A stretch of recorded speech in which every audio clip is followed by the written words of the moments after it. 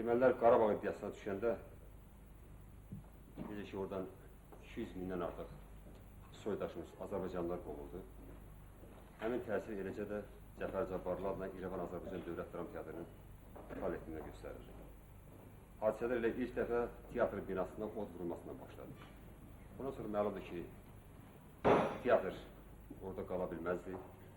Bizi bir növ yaxşılıq eləyərək Erməni Mədəniyyət Nazirliyi bizi Lənkəran Masarlı zonasına Qasol səfərə göndərdi. Güya bizim təhlükəsizliyini qoruyurlar.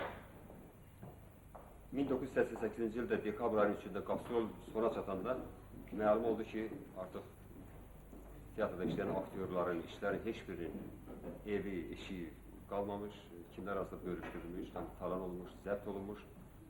Artıq geri qayıtmağa yol qalmamışdı.